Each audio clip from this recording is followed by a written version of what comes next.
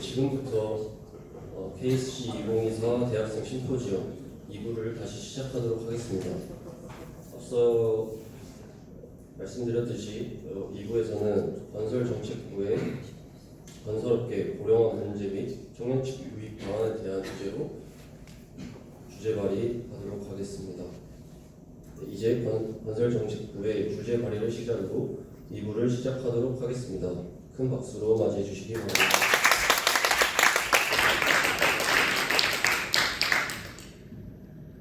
안녕하십니까. 2부 첫 번째 발표를 맡게 된 중앙대학교 소속 건설정책부 차장 김민기입니다. 발표에 앞서 먼저 양해 말씀드리겠습니다. 사전에 배부된 자료와 실제 발표 자료에 약간의 차이가 있습니다. 나눠드린 자료보다는 앞에 보이는 화면을 중점으로 봐주시면 정말 감사하겠습니다. 이번 대학생위원회 심포지엄에서 본 건설정책부는 건설업계 고령화 문제와 청년층 유입 방안이라는 주제로 발표를 진행하겠습니다. 발표는 서론, 본론, 결론의 순서로 진행되며 본론은 인식 개선, 스마트 건설, 경력 관리 세 가지 파트로 구성하였습니다. 먼저 건설업계의 고령화 문제를 살펴보겠습니다. 저출산과 고령화는 우리 사회가 직면한 큰 문제 중 하나로 특히 건설업계에 심각한 영향을 미치고 있습니다. 건설업에서는 청년층 유입 감소와 고령 기술자 비율 증가로 인해 고령화 현상이 더욱 두드러집니다. 2021년 기준 20, 30대 건설 인력은 각각 6.4, 11.2%로 총 17.6%에 그치며 한국의 건설업 평균 연령은 50.6세로 주요 국가들 중 가장 높았습니다. 이러한 고령화 현상은 생산성 저하와 안전사고 증가를 초래하고 있으며 건설업의 미래를 불안하게 만들고 있습니다. 이러한 문제의 개선안으로 본 건설정책부는 산업의 인식 개선, 스마트 건설 적극 도입, 경력관리 제도 개선 세 가지 방안을 제안하는 바입니다. 우선 인식 개선에 앞서 현재 토목산업에 대한 인식이 어떠한지 조사하기 위해 저희는 토목공학과 신입생 126명을 대상으로 설문조사를 실시하였습니다. 그 결과는 다음과 같습니다. 토목의 이미지가 부정적이라고 응답한 학생들이 약 75%였으며 입학 전 어떠한 방식으로든 토목을 경험해보았다고 대답한 학생은 32%에 그쳤습니다. 또한 토목에 대해 얼마나 알고 있냐는 질문에 약 61%의 학생이 전혀 모른다 또는 모른다라고 답하였습니다. 이를 통해 저희는 산업에 대한 접근성이 산업 이해도로 이어지며 최종적으로 산업에 대한 올바른 인식을 갖출 수 있게 해준다고 판단하였습니다. 저희의 최종 목표는 다음과 같습니다. 산업에 대한 접근성을 마련하여 인식을 개선시키고 최종적으로 토목의 사회적 가치를 강화하여 산업에 대한 신뢰를 회복하는 것입니다. 이러한 노력은 단기간이 아닌 충분한 기간을 갖고 시행되어야 할 것입니다. 이미 국내의 여러 건설사들이 인식 개선을 위해 다양한 활동들을 진행하고 있습니다. 하지만 대부분의 활동들은 사회공헌에 초점이 맞춰져 있습니다. 즉 실제 개선이 필요한 부분에 대한 활동이 이루어지지 않으며 취약계층을 대상으로 한 일회성 활동이 대부분이라는 것입니다. 실제로 일반인의 경우 기업 윤리와 관련된 부정적인 인식이 강하지만 이러한 부분에 대한 이미지 개선 활동은 취약한 것으로 파악하였습니다. 따라서 기업 차원에서는 실제 개선이 필요한 부분과 미스매치가 일어나지 않도록 목표의 명확화가 필요하다고 생각합니다. 건설업 고령화 문제를 겪는 것은 비단 저희 나라만의 문제는 아닙니다. 청년층 유입을 위해 일본은 지난 20년 동안 건설업의 이미지 개선을 위해 체계적인 노력을 기울여왔습니다. 일본은 총 3단계에 걸쳐 체계적인 방식으로 인식 개선을 위해 힘썼습니다. 1단계로 활력과 매력이 넘치는 건설 산업을 목표로 건설업의 이미지 제고를 위해 매스미디어 활용을 통한 홍보, 도로 현장의 개선, 건설업 이미지 향상 프로그램 제작 등 총 3차에 걸친 구조 개선 프로그램을 시행하였습니다. 다음 단계로 건설업계에서 선도적인 역할을 하는 전문가, 타 분야에서 활약하고 있는 전문가들을 함께 참여시켜 정부 차원의 건설 이미지 개선 조직인 CIU를 조직하였습니다. 마지막 단계로 일하는 방식의 개혁, 생산성 혁명, 사명감 만들기를 통해 건설업을 리브랜딩하였습니다. 기술자와 기능자들로 하여금 자긍심과 보람을 느끼게 하고 국민들을 대상으로는 건설업이 매너 있는 산업으로 느껴지게끔 건설업 내부와 외부로 나누어 각각에 맞는 정책을 추진하였습니다. 산업의 인식 개선은 정부와 기업의 노력만으로는 이루어질 수 없습니다. 학생과 단체 차원에서의 노력도 필수적이며 안정적인 체계 구축을 위해 다양한 시도가 필요한 시점이 바로 지금이라고 생각합니다. 따라서 저희는 4가지 구체적인 방안을 제시하는 바입니다. 첫 번째로 게임을 활용한 건설 공모전입니다. 어린 학생들에게 인기가 많은 시뮬레이션 게임을 활용하여 기반 시설물에 대한 창의성을 높일 수 있고, 이러한 과정에서 건설에 대한 관심도가 증가할 수 있습니다. 최종적으로는 게임이 아닌 보다 정교한 시뮬레이션 프로그램을 통한 청년층 대상 설계 공모전 기획이 목표입니다. 다음은 쇼폼 공모전입니다. 최근 쇼폼의 소비량이 굉장히 높기 때문에 대중들이 보다 쉽게 토목을 접하게 될 것이며, 이러한 과정에서 자연스러운 홍보와 인식 개선이 가능할 것으로 기대하고 있습니다. 다음은 금모곡 디자인 공모전입니다. 일반 시민을 대상으로 하여 시민들로 하여금 안전의식을 향상시키며 보다 세련되고 통일된 디자인을 통해 산업 이미지를 개선시킬 수 있을 것입니다. 마지막으로 기업이 주도하는 청년 대상 프로그램 증대입니다. 금융권, IT, 마케팅 산업에서는 이미 기자단 서포터즈, 홍보단과 같은 청년 대상 프로그램이 매우 다양합니다. 이러한 청년 대상 프로그램을 증대하여 산업 경험 기회를 제공하고 토목에 대한 청년층의 관심을 증대시킬 수 있을 것입니다. 최종적으로 저희는 다음과 같은 세 가지 단계를 통해 토목산업의 접근성을 마련하여 산업 인식을 개선시키고 이에 따른 청년층 유입을 목표로 하고 있습니다. 첫째, 민간이 주도하고 정부는 지원하는 형태의 협의체 구성입니다. 청년과 학생이 주도하며 기업 및 학회와 지속적으로 교류하는 단체를 만드는 것입니다. 둘째, 이러한 단체에서 비전공자와 중고등학생을 대상으로 하는 다양한 공모전과 대외 활동을 기획하는 것입니다. 셋째, 이렇게 기획한 공모전과 대외 활동을 홍보할 수 있으며 최근 산업 동향까지 한눈에 살필 수 있는 공통 플랫폼을 제작하는 것입니다. 이를 통해 청년층이 산업에 유입된다면 건설업 고령화 문제를 해결하는 가장 큰 첫걸음이 될 것입니다. 다음 스마트 건설에 대한 발표는 건설정책부 차장 이동환 학생이 이어서 하도록 하겠습니다. 감사합니다.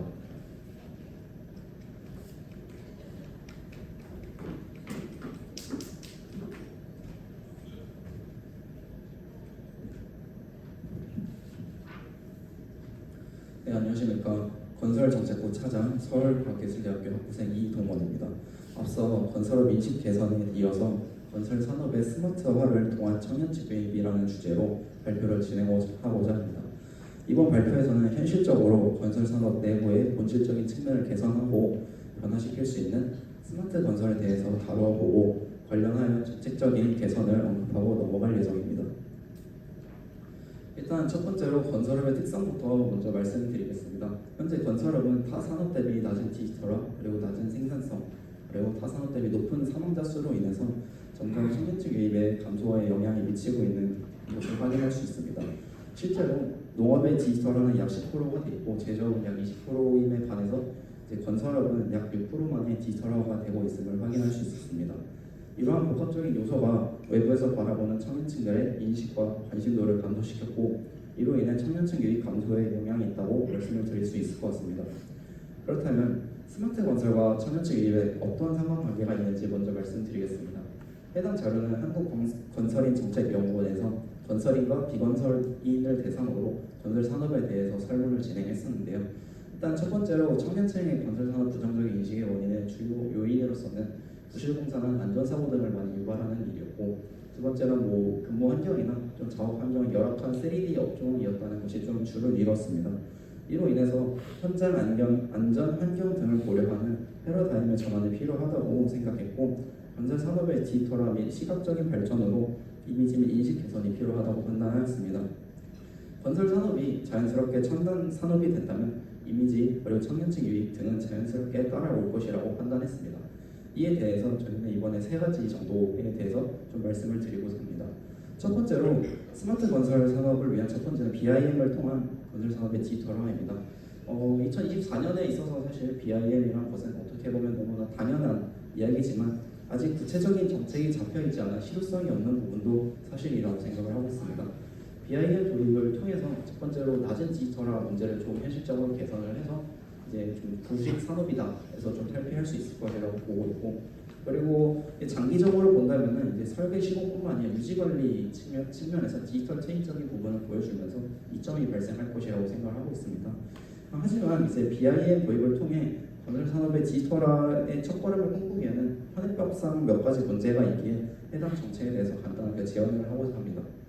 현재 현행법상 1,000원 미만 공사에 대해서 BIM이 자율적으로 진행하고 있고, 그리고 일관된 인허가 지침이 부재한 상황입니다.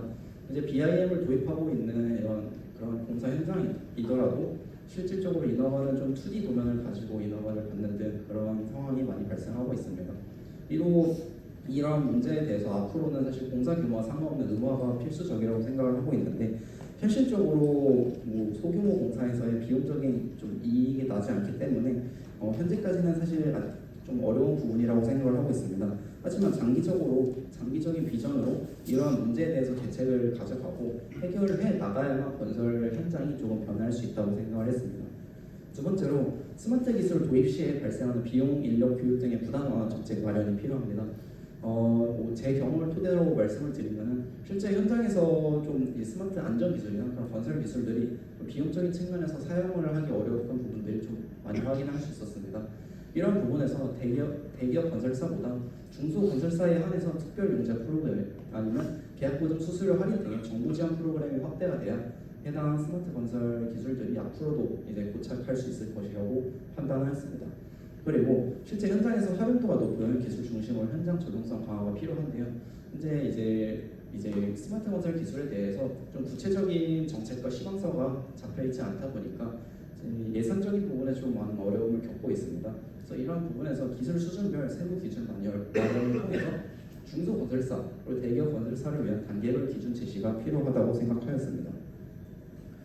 두 번째로 현장에서 어쨌든 생산 시스템 선진을 통한 현장 여건 개선이 필요하다고 생각을 하였는데요. 건설업의 부정적인 인식의 요인은 앞서 말씀드렸지만 높은 사망률, 그리고 안전 취약한 열악한 현장 환경, 부실 공사 등으로 인해서 좀 인식적인 부분이 많이 관연도에 비해서 감소하였고 이러한 부분들이 청년층 유입과 직결된다고 판단하였습니다. 그래서 이제 현행법상 사실 건설기계에 대해서는 운전자 탑승을 전제로 하고 있기 때문에 이런 부분에서 인력 중심 현장을 벗어나서 무인화 OSC 기반 탈현장 건설 기반으로 앞으로 나아가야 된다고 생각을 하고 있습니다. 이제 건설 산업이 지향하는 미래 중 공통적인 하나는 무인 관제형 건설 산업이라고 생각을 하고 있습니다. 현장에 인부들이 나가기보다는 좀 첨단 산업으로 변화해가지고 관제를 하면서 IoT 시스템을 활용해서 건설을 이어나가는 것이 앞으로에도 비전적인 방법이라고 생각을 하고 있습니다. 그리고 세 번째로 이제 마지막으로 스마트 건설 산업 인재 육성 방안입니다. 앞서 말씀드린 부분들이 조금 현장의 여건에 맞춰져 있다면은 이제는 정말 그 건설 분야로 산업으로 들어오기 위한 청년층들을 잡아야 된다고 생각을 하고 있습니다. 국가적으로도 BIM을 좀 밀고 있는 만큼 BIM 전문 인력 양성이 필요한데 이를 위해서는 뭐 중학교, 고등학교 그리고 그런 특성화고 그리고 대학교에서 BIM을 기초 과목으로 가져감으로써 좀 더 보다 더 경험의 기회 확대를 통해 가지고 많은 이제 학생들이 조금 진입장벽을 낮춰서 건설에 대해서 친숙하게 첨단 산업의 문화를 좀 받아들일 필요가 있다고 생각하였습니다. 두 번째로 건설 산업은 사실 시공사, 설계사뿐만 아니라 뭐 대학교, 연구시설, 장비업체, 부동산, 금융 등 많은 전문가들이 모여서 이제 만들어 나가는 하나의 산업인데 이에 대해 스마트 건설에 대한 정책, 기술 이슈 등에 대한 젊은 청년들과 전문인들이 모여 직접적인 참여를 통해서 문제 해결이 필요하다고 생각을 하고 있습니다. 청년으로서 이러한 정책 참여에 직접적인 관여를 하게 된다면 건설 산업에서도 청년들의 시선에서 의견을 수용할 수 있을 뿐더러 청년들이 직접 건설 산업을 만들어 나가기에 더 고양심과 자긍심을 느낄 수 있다고 생각했습니다. 예를 들어서 지금 현재 진행되고 있는 것들인데 국토교통부도 이제 2030 청년 자문단을 모집을 해서 실제 청년들의 정책을 반영을 하고 있는 상황이고 서울이나 뭐 서울에 있는 각 지자체, 다른 지역에 있는 지자체에서도 하나 둘씩 이제 청년 정책을 반영하고자 하는 모습들이 많이 발견이 되고 실제로 많이 반영이 되고 있습니다. 뭐 서울시에서 저희가 뭐 진행하고 있는 그런 혜택들만 봐도 비슷하게 양상을 흘러가고 있다는 걸 확인할 수 있고 이런 것처럼 조금 실제 청년들의 정책을 반영하고 참여 기회 확대를 통해 미래 토목인 인재를 사전에 육성하고 진상력을 낮추는 것이 청년층들의 관심과 참여를 증대시키기에 필수적인 부분이라고 생각을 했습니다. 마지막으로 정리를 하자면은 이제 첫 번째 아까 말씀드렸던 건설 산업의 디지털화 그리고 생산 시스템 선진화, 스마트 건설 산업 인재 육성을 통해서 조금 앞으로 2030년의 근처에 다다라서는 건설 전반의 디지털화 자동화가 되어야지만 이제 좀 더 많은 청년들의 관심을 받을 수 있을 것이라고 생각을 하게 되었습니다. 단기적으로 본다면 아직은 조금 미약한 수준이지만 장기적인 비전으로 앞서 말씀드린 방향성을 가져갈 수 있다면 청년층들에게 다양한 경험을 할 수 있는 기회 확대가 되며 이는 곧 인식 개선에 직결할 것이라고 생각을 했습니다. 학령 인구가 줄어드는 만큼 이제 모든 전 과정에서 이러한 노력들이 동반되어야 청년들의 건설 산업에 대한 관심과 유입을 이끌 수 있을 것이라고 생각하였습니다. 스마트 건설을 통한 청년층 유입에 관한 내용은 마치며 다음은 건설정책부 부장 김동희 학생이 이어서 진행하도록 하겠습니다.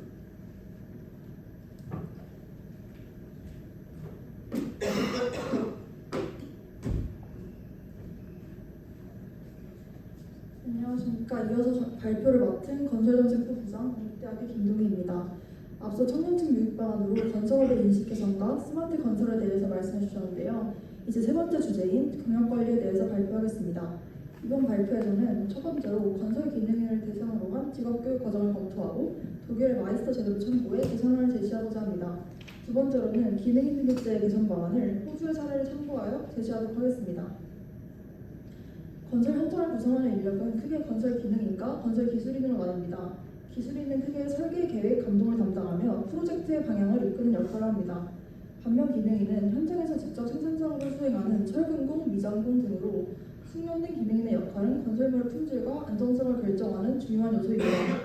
아래 그래프와 같이 기능인의 전체 연령대 중 20, 30대인 청년층의 비율이 현저히 낮습니다. 특히 기능인의 청년층 비율은 6.8%로 건설 인력에서 기술인보다 기능인의 고령화 현상이 심각한 것을 알 수 있습니다.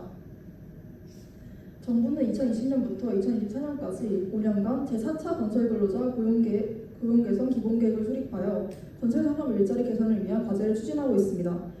4개 핵심 과제 중 청년 기능인 유입과 밀접한 기능인 등급제와 훈련체계 수립에 대해서 다뤄보겠습니다.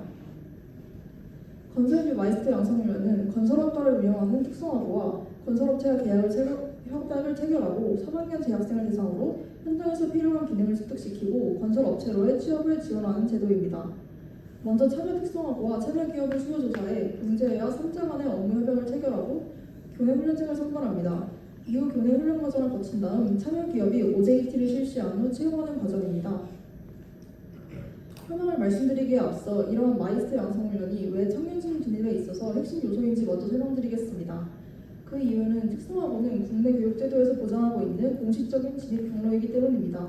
청년층을 따로 찾아다닐 필요 없이 일정 시기에 일정 규모의 청년층이 특성화고에 모여 있습니다. 따라서 건설업의 인력 유입을 위해 특성화고 학생들의 진입을 유도하는 것이 최우선 과제입니다. 이후 개선 방안으로 참고할 독일의 사례에서도 마이스터가 요청되는 기본적인 바탕은 바로 직업학교입니다.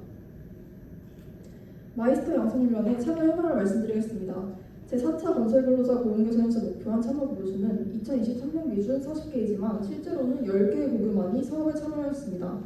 참여 학생 수는 작은 폭이지만 꾸준히 증가하고 있으며 참여 기업수의 경우 오히려 감소하는 추세에 가깝다고 볼 수 있습니다. 전반적으로 기업과 학교의 참여율이 모두 저조하며 프로그램의 운영 방식에 대한 개선이 필요해 보입니다. 모범적이라고 평가받고 있는 독일의 마이스터 경로에 대해서 말씀드리겠습니다. 일반적으로 독일의 건설근로자는 직업교육 훈련을 마치고 전문노동자 자격증을 취득하여 전문노동자, 사업자 현장감독, 마이스터, 현장소장, 사업주 등으로 상승합니다. 중간중간 교육 훈련 과정이 마련되어 있고 엔지니어의 기술과 지식을 배울 수 있는 경로가 열려 있습니다. 전문노동자의 25% 정도가 마이스터 자격증을 취득해 높은 보수와 명예를 약속받습니다. 독일의 마이스터 제도로는 대표적으로 3대 특권이 있습니다. 첫 번째로 현장 관리자가 될 수 있습니다. 독일 건설 현장은 대부분 마이스터와 현장 관리 업무를 맡습니다. 두 번째로 교육자가 될 수 있습니다. 마이스터 자격증을 보유함으로써 직업학교의 이론교사로 재직할 수 있습니다. 마지막으로 창업을 할 수 있습니다. 독일에서 건설 수공업체를 창업하기 위해서는 유일한 설립 요건이 마이스터 자격증입니다. 이와 같은 마이스터의 직업 전망은 건설업 진입 촉진의 원동력이 됩니다. 우리나라의 마이스터 훈련점의 개선점 중 첫 번째는 이원화 제도의 도입 시점입니다.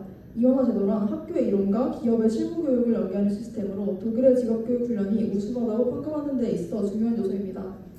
독일의 학생들은 초등교육 이후 진로 선택의 기회가 주어집니다. 중등교육 1단계부터 직업교육을 받을 것인지 일반 교육을 받을 것인지 선택하게 되고 직업교육을 원하는 학생들은 전문학교와 보건학교에 진학할 수 있습니다. 중등교육 2단계부터는 본격적인 이원화가 이루어져 직업교육을 받으며 연계 기업에서 실무 훈련을 받을 수 있습니다. 고등교육에서는 강화된 실무 교육을 통해 마이스터가 되기 위한 본격적인 직업 경험을 쌓게 됩니다. 현재 우리나라의 직업훈련은 고등학교 3학년 과정에 집중되어 있습니다. 3개월간 학교에서 기초교육과 실습 훈련을 받은 후 3개월간 기업에서 OJT를 실시합니다. 이렇듯 실질적으로 직업훈련에 소요되는 기간은 6, 7개월 정도밖에 되지 않습니다. 짧은 기간의 교육이 집중되어 있어 학생들이 진로를 탐색하고 건설업에 필요한 기술들을 충분히 습득하기에는 어려움이 있습니다. 직업훈련은 중학교 때부터 조기 도입하여 진로 선택의 기회를 부여하고 기초적인 지식을 습득한 후 고등교육에서는 실무 훈련에 집중할 수 있는 환경이 마련되어야 합니다. 더불어 이러한 환경이 마련되었을 때 중학교와 고등학교 간의 연계 프로그램을 강화하여 교육의 연속성을 확보해야 합니다. 건설비 마이스터 훈련의 두 번째 개선점은 책임 소재에 관한 내용입니다. 독일의 직업교육은 전체적인 교육 비용은 정부가, 직업학교의 교육비는 지방정부가, 현재 실습 비용은 기업이 담당하여 분야별 책임 소재가 명확합니다. 우리나라의 직업훈련의 책임 소재는 비교적 명확하지 않은 편인데요. 이에는 여러 가지 원인이 있습니다. 첫 번째로 독일은 직업교육훈련법을 통해 교육의 법적 틀을 명확하게 설정하고 있습니다.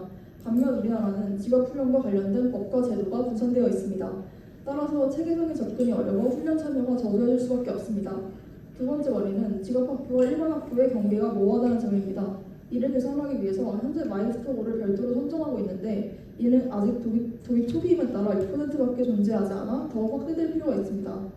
이러한 현황을 개선하기 위해서 직업훈련 관련 법과 제도를 정비하여 명확한 틀을 마련하고 정부와 기업과 교육기관 간의 협력을 강화해야 합니다.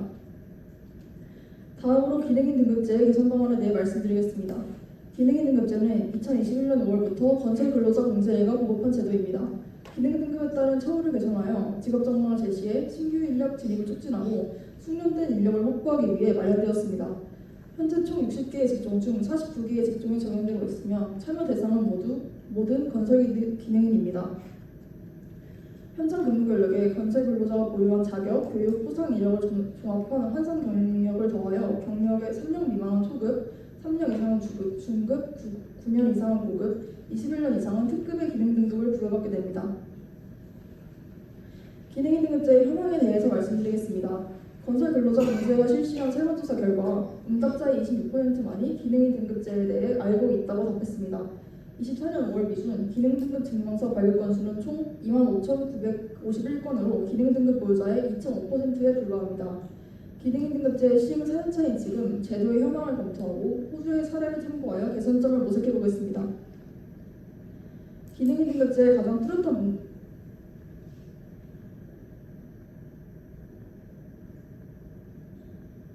기능인 등급제의 가장 뚜렷한 문제점은 기능인에게 가장 중요한 직무역량을 평가하지 못한다는 점입니다. 현재 경력, 자격, 교육 포상만으로 등급을 상정할 뿐 실제 현장에서는 숙련도는 평가하지 않고 있습니다. 건설 산업은 날씨와 진영에 따른 변수로 인해 숙련도가 매우 중요한데 경력만으로 이를 평가하기에는 한계가 있습니다. 우측 자료와 같이 국토교통부에서 시험적으로 역량 등급을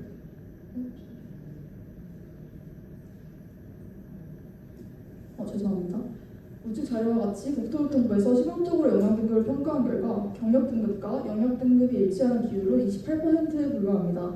이처럼 경력이 길다고 해서 반드시 일을 잘하는 것은 아니므로 직무 역량 평가 방안 도입이 필요합니다. 호주의 사례를 참고하여 우리나라 기능 등급제의 평가 기준을 개선할 수 있습니다. 호주는 호주 통합 자격 체계인 AQF의 역량 단계에 맞춰서 교육훈련 기관인 RTO가 커리큘럼을 구성합니다. 기능인이 현장에서 작업하기 위해서 교육훈련에 익숙한 후 등급 평가를 받는 시스템입니다. 호주의 자격체계는 10단계로 구성되어 있으며 수준별로 직무 역량이 정해져 있습니다. 각 자격을 취득하기 위해서는 RTO에게 숙련도와 지식에 대한 평가를 받아야 합니다. 우측 자료와 같이 RTO는 8단계의 절차를 통해 역량 평가를 진행하며 각 단계별로 하위 기준이 명확하게 제시되어 있습니다. 이처럼 호주는 직업훈련과 교육, 자격이 하나의 체계로 긴밀하게 연결되어 있어 등급별로 체계적인 역량평가 기준을 가지고 있습니다. 우리나라도 교육훈련과 자격체계의 통합을 통해 등급별로 요구되는 역량의 기준을 명확하게 설정하고 기능 등급 산정에 있어서 보다 구체적인 기준을 마련해야 합니다. 기능인 등급제의 두 번째 개선점은 활용 방안이 구체화되어 있지 않다는 점입니다. 현 시점에서 기능인 등급제를 사용한다고 해서 건설사나 건설근로자 모두 뚜렷한 이득이 없습니다. 이는 앞서 숙련도 평가 방안이 부재한 것처럼 기능인 등급제가 완전히 설계되지 않은 상태에서 도입되었기 때문입니다. 따라서 기능인 등급제의 활용 방안에 대한 법제화가 하루빨리 이루어져야 합니다. 활용 방안의 법제화가 늦어진다면 기능인 등급제에 대한 관심이 감소할 것이고 제도 정착에 더욱 어려움을 겪을 것입니다. 결론적으로 청년 기능 유입을 위해서는 마이스터 제도 이원화의 조기 도입과 명확한 책임 소재의 확립이 필요합니다. 또한 기능의 등급제의 평가 기준과 활용 방안을 구체화하여 교육훈련 과정부터 건설 시장에 진입한 이후까지 청년들의 경력 관리가 원활히 이루어져야 합니다. 이처럼 경력의 공식적인 검증 과정과 더불어 본질적으로는 사회적 관심이 동반되어 기능인의 자존심을 고취시키고 직업으로서의 비전을 제시하여야 합니다. 결론입니다. 첫 번째 인식 개선 파트에서는 민간과 정부의 협의체를 구성하여 대외 활동을 통해 건설업에 대한 인식을 장기적으로 개선하는 방안을 제시했습니다. 두 번째 스마트 건설 파트에서는 디지털화와 시스템 선진화를 통해서 산업 내부의 본질적인 문제점을 개선하는 방안을 말씀드렸습니다. 세 번째 경력관리 파트에서는 마이스터 제도와 기능의 등급제를 보호하여 건설 기능인의 경력관리가 원활히 이루어질 수 있도록 하는 방안을 강조했습니다. 앞서 제시한 청년층 유입 방안에 대해서 시간 순으로 요약해보겠습니다. 먼저 중고등학교 학업 기간 동안의 교육훈련 제도를 강화하고 대학 진학 후 진로 확립 과정에서 다양한 대외 활동을 활성화하여 인식을 개선하고 스마트 건설 인재 육성에 힘써야 합니다. 건설업에 진입한 이후에는 시스템 선진화와 기능인 등급제 보완을 통해 건설인의 지속적인 경력 개발이 가능하도록 해야 합니다. 건설업의 청년층 유입 방안이라는 주제는 저희 대학생위원회가 직접 다루었을 때 그 진동성과 신뢰성이 더 높아진다고 생각합니다. 저희는 실제로 건설업에 진입할 청년층에게 직접 마주한 문제들에서 출발하여 현장에서 겪는 문제와 개선이 필요한 부분에 대해서 진심으로 고민해왔습니다. 이번 발표를 통해 제시된 방안들이 추후 적용되어 더 많은 청년들이 건설업에 눈을 두드리는 그날이 오길 희망하겠습니다. 지금까지 대한통합학회 대학생위원회 건설정책부였습니다. 감사합니다.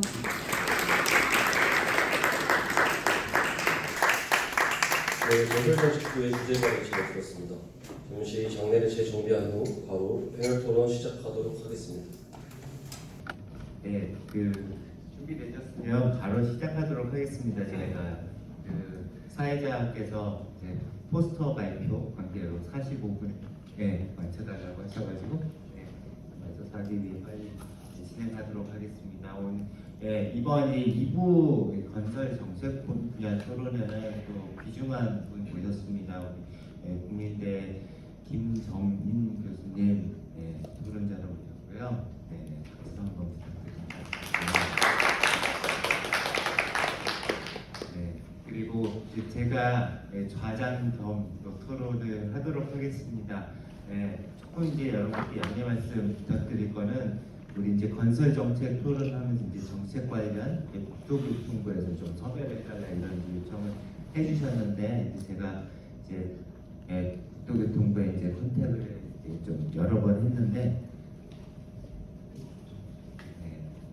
여러 번 했는데 이제 국정감사 시즌이라서 좀 참석이 어렵다고 끝내 말씀을 주셔가지고 그래서 이제 좀 이제 이렇게 구성을 했습니다. 그리고 우리 아까 좋은 발표 해주신 김동희 학생 이제 부장님께서 또 참석을 해 계시고요. 또 이제 김영아 학생, 김도영 학생도 참석 토론자로 참석을 해 계십니다. 네, 그러면 시작하도록 하겠습니다. 우선 교수님 혹시 모두 발언을 해주실 말씀 있으실까요? 예, 반갑습니다. 저 국민대에서 근무하고 있는 김정인이고요.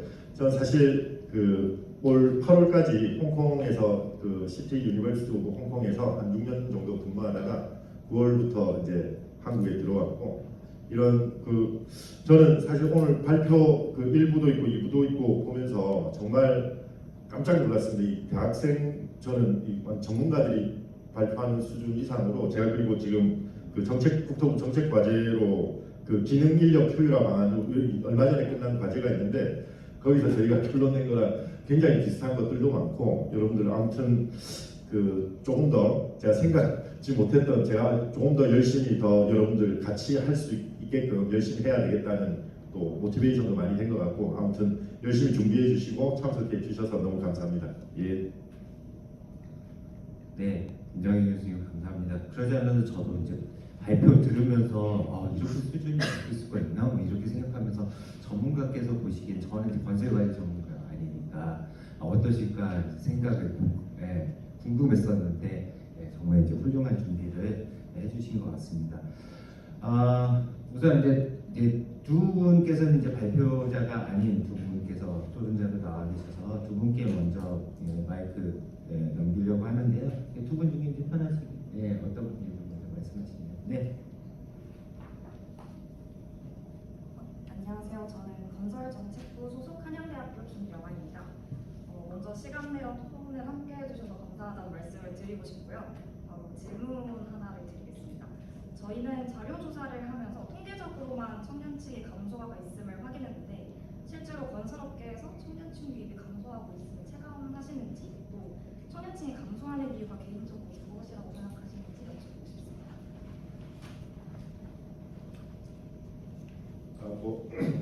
사실 저 이제 좀 전에 말씀드렸죠. 뭘 그거가지고 그 전에 이제 한국에 제가 그 전에 과제를 했던 것들도 있고 해서 그런데 실제로 청년층들이 굉장히 감소를 하고 있고 좀 전에 첫 번째 발표에서 하셨지만 이제 평균 연령이 기능 인력 같은 경우는 50세가 넘어가고 있고 그리고 또 이제 그런 그 청년층 감소에 대해서 여러 가지 대책들을 지금 세우고 있고 그러기 위해서 또 효율화 방안도 만들고 있고 그리고 실제로 이제 그 부족한 인력들을 이제 해외 인력으로 외국인 인력으로 많이 충당하고 있는데 저희가 이제 저희 입장에서는 외국인 인력이 어쨌든 건설 산업을 위해서 여러 가지 기여하는 부분에 대해서도 인정을 하지만 또 좋은 포지션에 대해서는 저희 이제 그 우리 한국에서 하시는 분들이 조금 더 해야 되지 않을까라는 방안도 모색하고 있고 그런 부분에서 실제로 많이 체감하고 있고 실제로 그런 것들을 정책에 반영하기 위해서 여러 가지 고민들을 하고 있습니다. 예. 네, 조금만 제가 아까 말씀드렸듯이 이제 전공자가 아니지만 저는 사실 환경공학과 공부를 하고 있습니다. 그렇지만 이제 환경 인프라들이 있기 때문에 말씀을 드리면 저도 기업체에 계신 분들 말씀 들으면 정말 실제로 많이 고령화가 됐고 그에 따라서 안전사고도 예전하고 좀 다른 방향으로 일어난다는 말씀도 좀 들었어요. 그러니까 아무래도 다리 힘이 좀 없으시니까 조금 더 이제 좀 간단한 상황에서 안전사고가 일어나는 경우도 있고 그런 말씀을 많이 들었고요. 그냥 그래서 전공자가 아니고 그냥 일반 그냥 우리 사회를 사는 개인으로서 말씀드리면 제 생각에는 좀 일단은 우리나라는 기본적으로 좀 그런 것들이 있죠.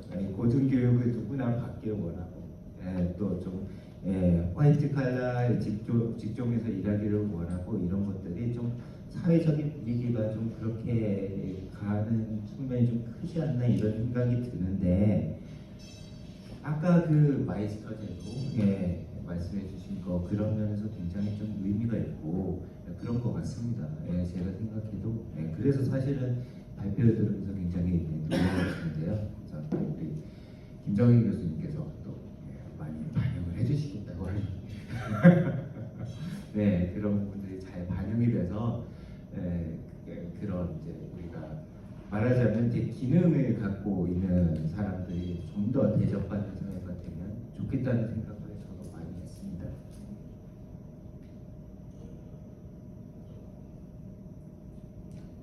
또 말씀 더 자연스럽게 해주시면 이게 토론이잖아요.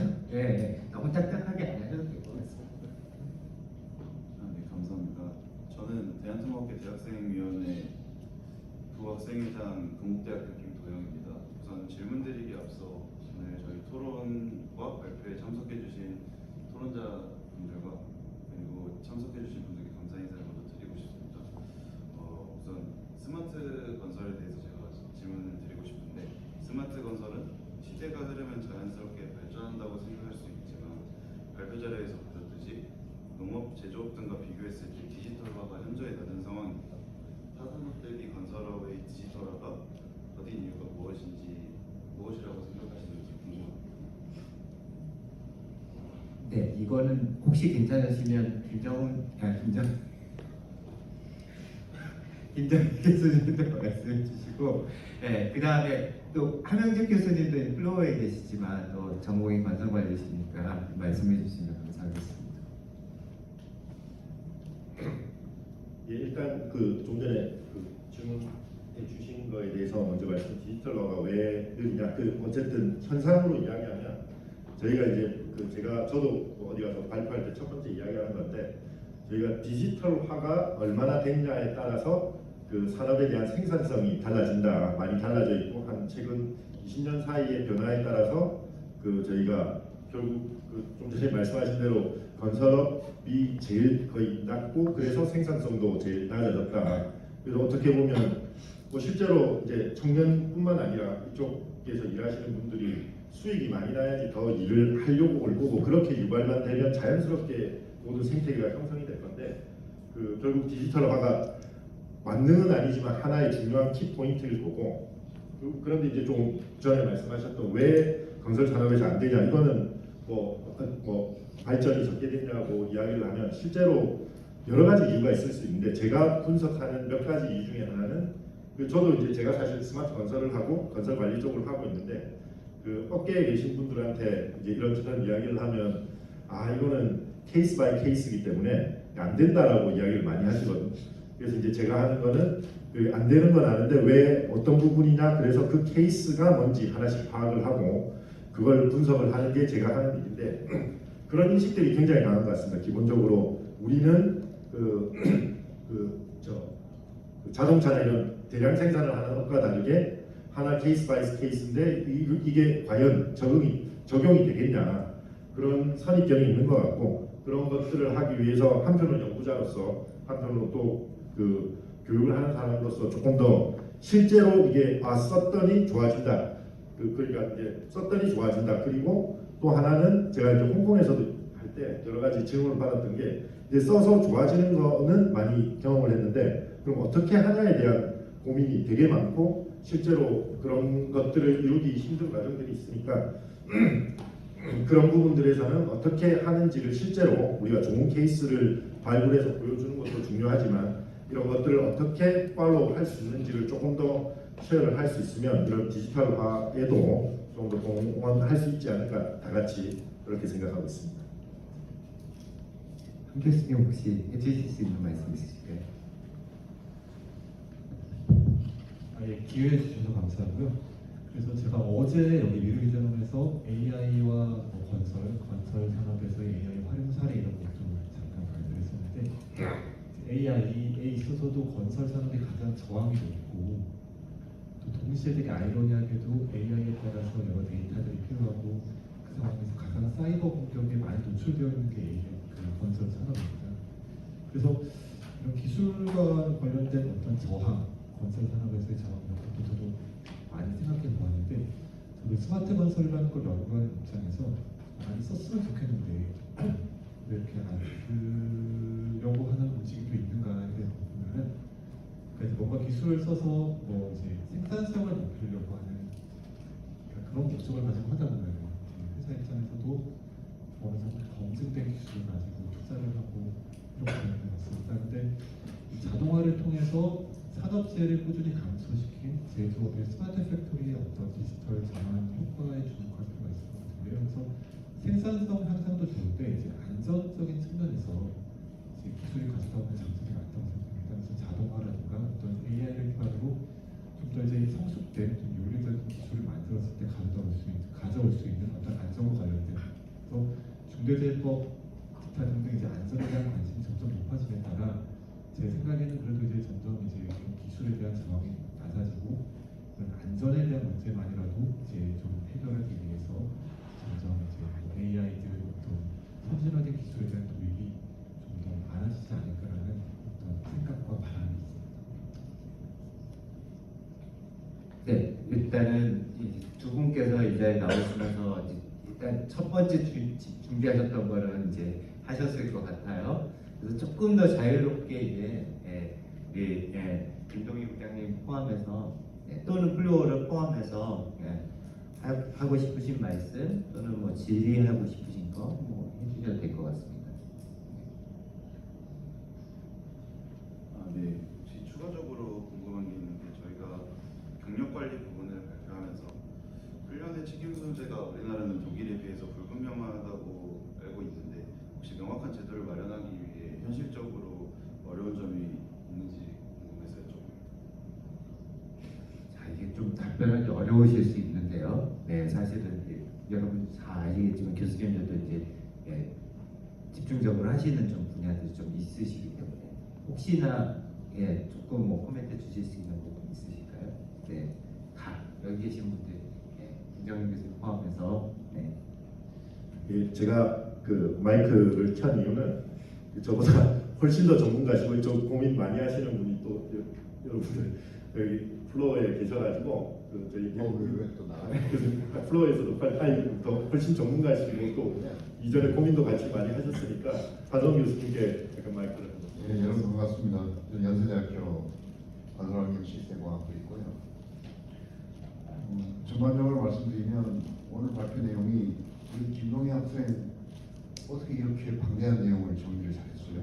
혹시 챗GPT에다가 우리가 고민하고 있는 매크로한 이슈들이 정리가 되면서 참 놀랐어요. 이미지 문제부터 시작해서 이미지 개선에 대한 하나의 전략으로서 스마트 건설 기술 이야기하면서 궁극적으로는 경력 관리 캐리어 패스가 돼야 된다. 그래서 파트 1, 2, 3로 이어지는 논리가 너무나 명쾌하고 놀라워서 수고했다는 말씀 드리고 싶고요. 지금 앞에 학회장님 차기 학회님 안 계신데 제가 금년도에 출마하려고 합니다. 제가 있는 거나 마찬가지니까 제가 앞으로 학회장이 되면 저는 이번 학술대회에서 가장 중요한 세션이 이 세션이라고 생각해요. 그래서 아까부터 이 자리를 지키고 있었는데 미래 엔지니어를 위한 새로운 환경이잖아요. 그리고 여러분들이 미래를 만들어나가는 주역이고 주체이기 때문에 이 세션을 많은 분들을 모셔가지고 했으면 어땠을까 하는 생각이 들었습니다. 그 정도로 여러분들의 고민이 잘 드러난 세션이 아닌가 생각이 들고요. 아까 마이스터 이야기도 하고 여러 가지 경력관리 이야기를 하고 있는데 독일 같은 경우도 우리와 같은 문제를 일찍 겪었어요. 60년대, 70년대 독일의 청년층이 진입을 안 하는 거예요. 이유가 뭘까 고민을 많이 했는데 접근 방법이 우리하고 좀 달랐던 것 같아요. 우리는 보면 엔지니어와 기능인의 큰 장벽이 있죠. 서로 간의 경력이 소통하지 않게 돼 있는데 이러다 보니까 기능인력들이 결국 우리는 아무리 캐리어 패스를 쌓아봐야 기능인일 뿐이다. 그래서 만든 제도가 마이스터라는 제도를 만들어서 현장 서장도 될 수 있고요. 대학교 나와서 공대 나와도 현장 서장 될 수 있는 것이고 기능인의 트랙을 타더라도 실력을 인정받게 되면 최고의 탑 취업까지 올라갈 수 있는 길을 열어둔 거. 이게 굉장히 특징적이고 그 다음에 독일이 택했던 접근 방법은 직업의 안정이에요. 사실 우리 건설은 비정규성이 있는 거잖아요. 겨울철에 쉬어야 되고 비나 눈이 내리면 쉬어야 되고 그러니까 상당히 정규직화하기 어려운 직업 환경을 가지고 있는데 그때 독일이 법을 하나 만들면서 건설 근로자 고용 안정에 관한 법률 비슷한 걸 만들면서 동절기 휴업 수당을 국가가 책임지는 시스템을 도입합니다. 이거 개별 기업에게 보험제도를 맡기기에 너무 큰 이슈이기 때문에 하나의 어떤 그 퇴직 수당 비슷하게 이거를 이제 정부도 되고 말이죠. 기업체도 되고 본인도 되고 그러면서 겨울철에 기업체가 부담하는 게 아니라 국가가 그 사회가 공동으로 쉬어야 하는 체계를 만들므로써 정규직화가 거의 90% 이상까지 올라가요. 근데 우리 같은 경우는 아직 건설 근로자의 정규직화가 안 돼 있죠. 거의 90% 이상이 비정규직입니다. 30%가 외국인 근로자고 그런 데서 우리가 직업의 안정적인 측면에서 접근을 해야 될 것 같고요. 그 다음에 우리도 기능인 등급제 그런 체제를 만들었는데 아주 발표를 잘한 것 같아요. 기능인 등급제는 형식일 뿐이고 내용이 없는 거예요. 활용도도 없는 거예요. 결국 중요한 거는 등급체제를 만든 거는 이 기능인의 비전, 캐리어 패스를 만들 수 있겠다. 그럼 보수 체계하고도 연결해야 되고요. 1등급을 받은 근로자들이 무대를 받아야 돼요. 그런 체제하고 연결이 안 되니까 사장화되는 것이고요. 지금 말씀처럼 그 법제화에 어떤 조항을 넣으려고 그랬더니 여러 가지 정비할 때 한두 군데가 아니죠. 보수 체계부터 다 건드려야 되고요. 정기적 문제도 건드려야 되고요. 그래서 아직까지는 이런 부분에 대해서 많이 숨겨져 있는 디테일이 그런 문제가 있다고 생각이 되고요. 우리 김정인 교수님이 아까 연구를 했다고 했으니까 좀 만들어 나가셔야죠, 그죠? 근데 우리나라 기능인 체계에서 아까 부처 간의 여러 가지 책임 영역, 고용노동부와 국토교통부 문제가 있어요. 사실 국토교통부가 이 문제를 전담하게 되면 책임성 있게 할 수 있는데 고용노동부가 법을 가지고 있고 실제 기능인의 활용도는 국토교통부가 책임지고 있죠. 그래서 양쪽이 서로 책임을 미루는 그런 부분도 있고 그러다 보니까 기능 인력에 대한 그 캐리어 패스가 좀 공중에 붕 떠 있는 그런 부분이 있는 것 같다고 생각이 들고요. 오늘 기능 인력 이야기도 많이 했지만 기술 인력에 대한 캐리어 패스 등급제 그런 문제도 있으니까 다음 편에 기회가 되면 기능 인력 다음에 우리 엔지니어의 캐리어 패스 여러분들이 만들어나갈 새 세상에 대해서 어떤 제도적인 한계가 있는지 장벽이 있는지 그런 부분 좀 같이 보면 좋을 것 같다는 생각입니다. 너무 길었습니다. 예, 감사합니다.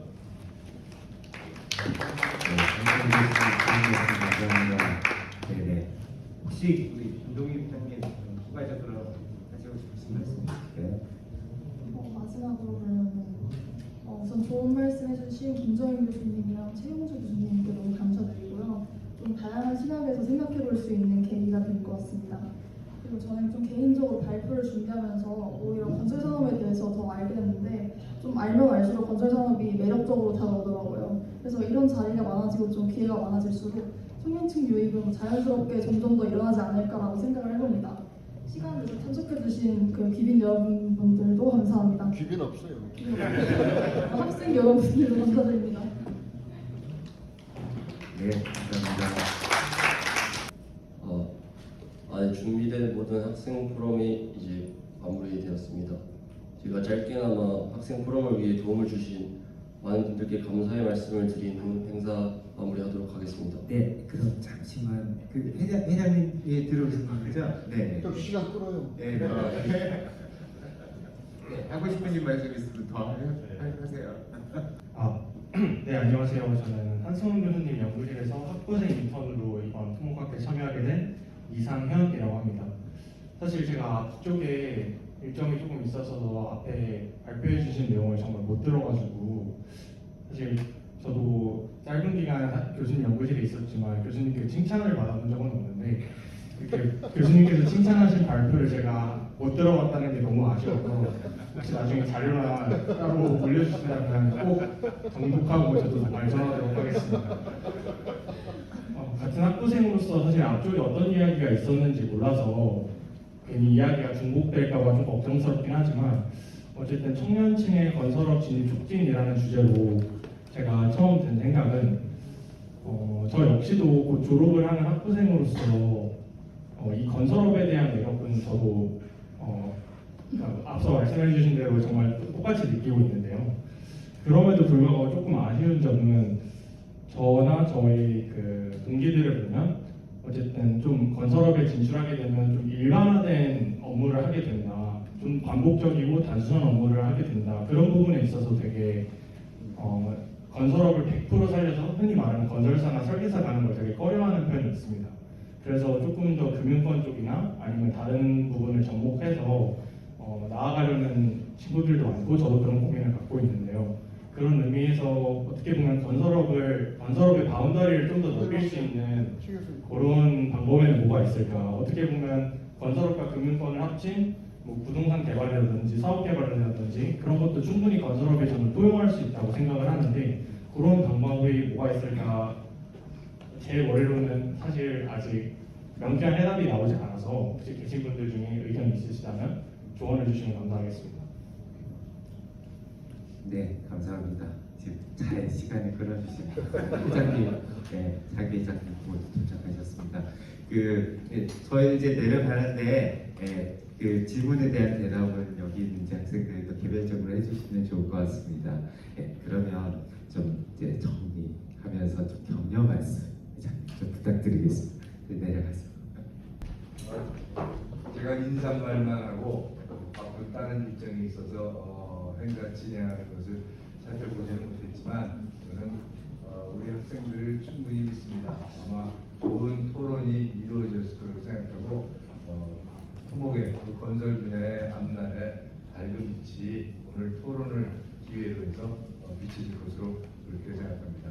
오늘 이렇게 발표해 주신 발표자 여러분들 그리고 토론에 참석하신 여러분들, 준비해 주신 최영기 교수님 비롯한 여러분들, 그리고 여기 참석한 모든 학생위원회 회원뿐만 아니라 일반 회원들 모두에게 감사드립니다. 고맙습니다.